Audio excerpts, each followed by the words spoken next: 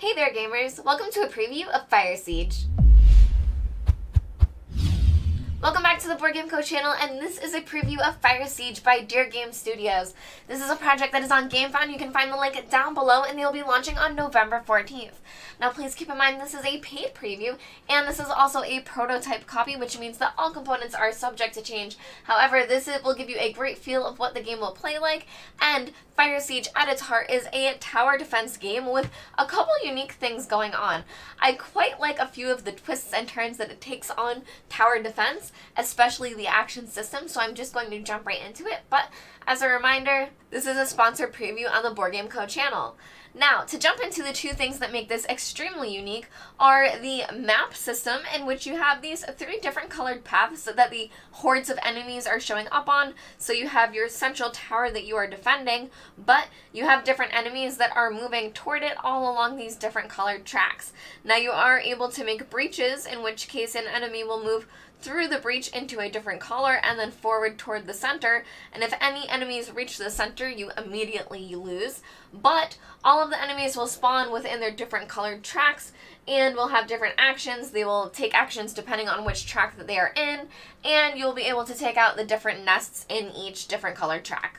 In Firesiege, players will be taking actions that they draw from tiles from their player bags, and then using that with different information that they have from players, which is semi-hidden information, and you'll use that to take different actions that are both good and bad for everyone in play. Now, by hidden information, this is very unique for Firesiege, but I'm just going to read it straight from their rulebook. They have the golden rule. Communicating is crucial for winning, and players must try to make a decision based on the information they see and the reactions and advice of their fellow players. You can freely discuss with other players what you should do, which command tile would work well in a given situation, and which instead is better to avoid. You can also mention how good or bad a tile seems to you in respect of another one that could be played instead. However, it is not allowed to explicitly say which effects are indicated on one's own tiles. Now, as you can see, I have three different players set up, and they have their tiles in front of them. Your player board will have them set up like this, where you were able to stand up the different tiles here, but for the sake of this preview, I have them laid down on these other player boards so you can see what the actions would look like. Now you can see that there's a black side and a white side to each of the tiles, indicating that there are good and bad actions on each side. There are some good or bad ones on the other sides. I believe everything on the white sides are good. However, the black sides may have something good available for you, such as a Valkun action on this one, and then other bad things happening. But generally, you know that something bad will be happening on the dark side. Now, this is where the hidden information would come into play, where when you draw these tiles from the bag, they're oriented a specific way. You see it one way and everyone else sees the other side. So you may want to take a specific action, which you cannot announce. You cannot say, I want to take 3 Valkun actions, please, right now. I think this is the best thing that I should do. However, you can say, I really think this specific one might be better for me than this one because it's not really going to allow me to do much. Now, other players might be able to say, you can do it if you want to, but I think it would be really bad right now and you absolutely shouldn't, and you can choose to, or, decide what you want to do, but you may use that information to decide to choose a different tile to take slightly different actions based on the feedback from the other players. Now that is Firesiege at its heart. We are going to get into some of its details, but that is the pace of play. Players will be taking turns using these different tiles, taking both the action that they have available to them, flipping it over, using the other action, discarding to draw a new tile, and different things will be affected throughout the board. You'll be doing this to flip over different victory tiles, and if players receive enough victory tiles, they will then win the game. You need all 6 of these flipped to be able to win, but bad things could cause you to lose the game instead along the way. One of them would be if any of the heroes die. Another would be if this horde track ever reaches the center. This is when different cards are drawn, which we will get to in just a second once I complete the different lose conditions, but that track could cause you to immediately lose the game if it ever reaches the center, which causes a time clock on the game as well. Players are worried about the hordes of enemies reaching the center because if anyone reaches the center, they will lose. They also will lose if anyone dies. if this horde track ever reaches the center, and the final way to lose is if you simply do not have enough enemies to spawn. You have your different enemy tiles, and if there are ever 3 of these hunters in one area, they will then spawn a queen. If you ever run out of queens or hunters, you would then lose the game as well. Now there are the different nests along the board as well, and you're able to take those out to hopefully prevent some actions that are spawning, but it can be quite tricky to take those out as well, and you need to build up strength. Now how to do that, you have fellow heroes, but there's also different Valkuns that can help you. Valkuns are these white meeples that you see along the board as well, and they will add 1 to your attack strength. They're also able to take damage for you and block enemies from going through their spaces. However, they are quite vulnerable as they only take 1 damage to die, so where they are great to add to your strength, they are cycled through the game quite often. Now, to go through just a few of the actions that can happen on these cards, we can take a look at one of these. Now, this one would let you add an energy. That energy can be added of any type to this energy track here. One would assist with your movement, where your movement is currently 5. You can get it all the way up to 9. If we added 2 right now, we would be able to get it up to 7. However, it can get bumped down as well from different things using it, down to 3 and then eventually 2. Now you can do the same for your Valkun actions. This is how many Valkuns you are able to summon. So right now we were able to summon 1. However, we could eventually be able to summon 4, but it would take us to be able to reach the top of this track to be able to do so. We also have our attack strength, where our attack strength is currently a +1, which means when we attack, we are doing a +1 damage automatically when we are attacking, but we can add it up to 2 and 3, which we would have to spend to be able to do that, but we would have to gain it first to be able to use it. Now, one of the most important ones is energy. This is energy that you were able to gain, and right now we were at 2. If we were at 5, you were able to flip your different heroes over. So you can see that 2 of our heroes have already been flipped over, but to give you an example, this hero started on this side, where she has these different attributes, and you can see that she has this ability that is currently locked. When you complete these things, which is a different condition that she has to do, or if you pay 5 of those energy, which I indicated on that board, you're able to then flip this card over. Now, every character is different, but for this one in particular, she becomes more strong, and she also gains a specific ability. She is an archer, so her ability is dart, which makes a lot of sense, but she then also spends energy to use these abilities. So you gain energy to upgrade your different heroes, but once you upgrade them, energy would be useless if you weren't able to spend it. So you're able to spend it on these different abilities, and her dart ability is choose an adjacent space containing 1 or more enemies, and then deal 1 to 3 damage. So she is able to do direct damage across to a different space, depending on how much energy she is willing to pay for it. Now, she also has a passive trait called Steady, which is during your turn, when you roll any die, you can re-roll a second time, which is a slightly less good ability, but she can do it all of the time, and her attack strength is now a 3, which is extremely strong. Now you can see here that on her player board, she has these different tokens that indicate her health. So her health was a 4, and she has taken 1 damage, so she is at 1. Now, she has been healing. That's something that's pretty common throughout the game, is that there are these tokens that will allow you to heal or gain an energy. So if you need to heal, you're always able to, because, again, if your heroes die, they are eliminated from the game and you lose. Now, to continue with the tile that we started, it had us gain an energy, which we didn't do yet, but I would gain one of these energy because we don't have everyone upgraded yet. Then you would change the Marall marker. Because you're on the light side, you would be able to move it up toward the light, and we'll get to this in just a second, but then it would allow you to take a Valkun action. Now, Valkun actions are going to be the core of the actions that you're taking throughout the game, and this means you can use it for either a Valkun or one of your heroes. Now, one of the first things that you're able to do is move.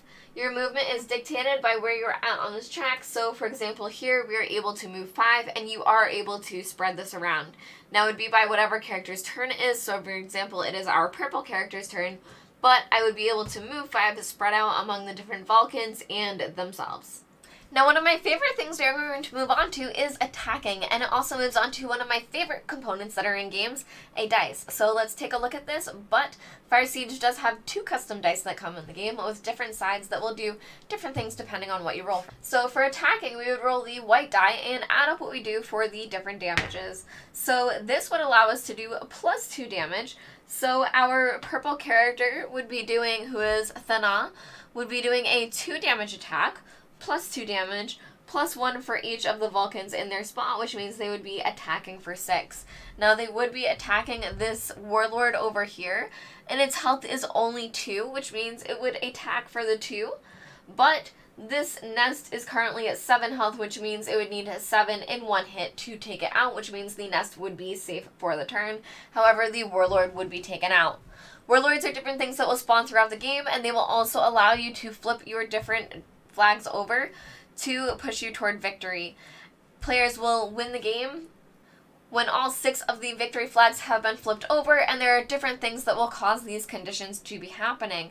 Now, one of them, for example, in this scenario is destroying the different nests. These cards will cycle out depending on the scenario that you are playing, but depending on the nest you destroy, you would be able to flip over different tiles, and if you destroyed all of the nests, you could then win the game. Now, there are different ones that would allow you to get other points as well, such as if you ally with a mercenary when the Marall marker is at a 3 space, which I will get to very next. But before that, I will just show you that you would also be able to flip one over when all heroes have their awakening status, which means if all of these heroes were flipped over to their awakening side, if you spent enough energy, you would then be able to flip one of these over as well. Now, for the mercenaries, there are different people that are going to be showing up here, and you will have this track that is happening. Now, different things on these tiles that you are playing will cause this track to change, and depending on whether or not you have their favor, different things can happen to you. So for this Lotran, if it was triggered while the tracker was here where it is at the 2, we would be able to go up 2 for our fight. However, if it was over here, we would then only go down 1, and it would have a consequence for us instead, and then the next one would be drawn, and you would be able to see what the next benefit would be. However, you don't really have control on when this is triggered. It is dictated by the different tiles that come out, so you may or may not know depending on what tiles are facing for you, but it would take a little bit for him to be able to trigger. Firesiege is a game where the enemies have very base statistics where it's very easy to keep track. However, they are extremely overwhelming and you have a lot of abilities at your disposal to be able to use. And it is a bit tricky with the labyrinth that you create while you are breaching different walls. Something that you're able to do is breach the walls within the game, so you are able to use this as an action which will come up on your tiles, and you'll be able to use that to create a breach between the 2 areas. So normally you would only be able to move along the track of a specific color. However, if there is a breach, enemies will move through that to then move through the fastest pathway possible. This can cause you to be able to maneuver around the board for different heroes. However, it can also help you corral different enemies in specific areas you want to, or it can open up a way for them that you didn't anticipate, and then you may be stuck in a very sticky situation. Players will be working cooperatively to take out the different warlords that show up throughout the game, as well as working toward these different goals to hopefully end the game and flip over as many flags as possible before one of the end games is triggered, specifically either the end clock or other things that can happen to you along the way that you can try to mitigate. Now, the other die that I haven't shown you is the black die, and this is generally rolled during the black side of the different tiles that you'll be having, but it will show you that you will either take a damage or kill a Valkun depending on what is rolled. Oh goodness, I'm so sorry. There we go.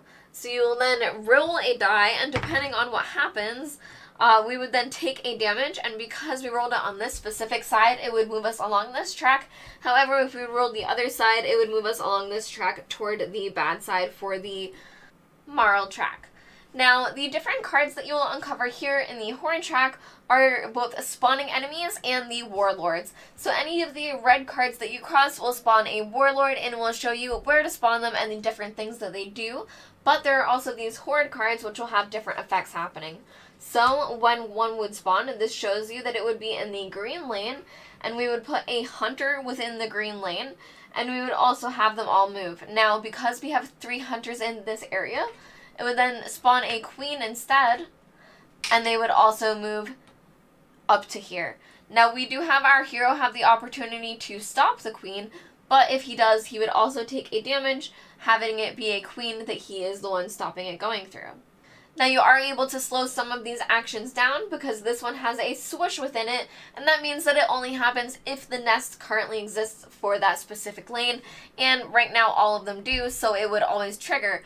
But if I was able to come and take out this nest, which is a 3 health nest, I would then be able to ignore the first attack and only have the green lane move instead. This is a way that you are able to take out more and more enemies. However, this will ramp up faster and faster. And again, just to remind you, you are on a limited clock, so you cannot take your time with this, and you are not able to take out all of the enemies. You are specifically trying to work towards certain goals to end the different scenarios that you are working toward. Now, there are different scenarios for you to play in Firesiege, which can give you a different setup for every game and making every play unique and different goals for you to be working toward. You can check out the link for the GameFound campaign down below to see everything that they have planned for this launch. But I think this is a great preview to show you what this will look like, especially the onslaught of enemies that continue to work toward the center of your board, and how players will be working together with these different hidden tile actions that they are taking to cooperatively decide what is the best thing, not only for their different characters to be working within the scenario, but how to save everyone, including the different Valkuns that you are using, and to make sure that the center tower survives. Firesiege launches November 14th, and thank you to Dear Game Studio again for sponsoring this video. As a reminder, this was a prototype copy, and it will be launching on GameFound. You can check out the link down below, and thank you all for watching. I hope you have a great week, and I'll see you later. Bye!